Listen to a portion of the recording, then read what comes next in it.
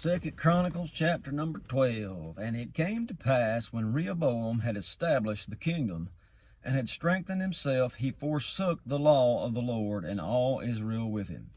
And it came to pass that in the 5th year of King Rehoboam, Shishak king of Egypt came up against Jerusalem, because they had transgressed against the Lord, with 1,200 chariots, 70,000 horsemen, and the people were without number that came with him out of Egypt, the Lubim, the Sukkim, and the Ethiopians.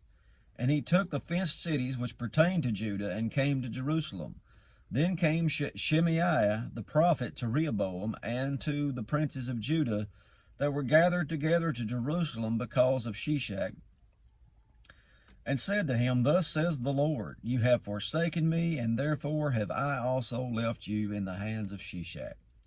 Whereupon the princes of Israel and the king humbled themselves, and they said, The Lord is righteous.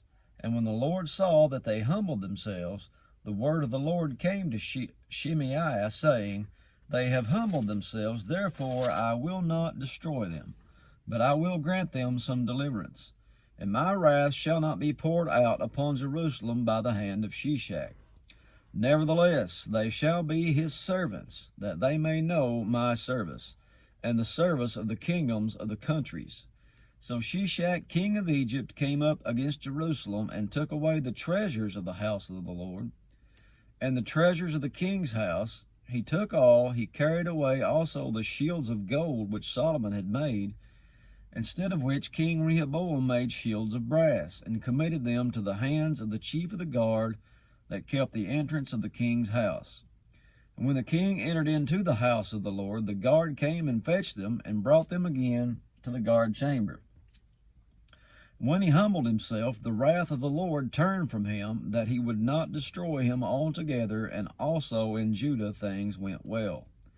So King Rehoboam strengthened himself in Jerusalem and reigned, for Rehoboam was 41 years old when he began to reign, and he reigned 17 years in Jerusalem, the city which the Lord had chosen out of all the tribes of Israel to put his name there.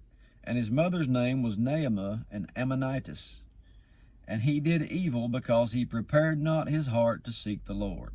Now the acts of Rehoboam, first and last, are they not written in the book of Shemaiah the prophet, and of Iddo the seer concerning genealogies?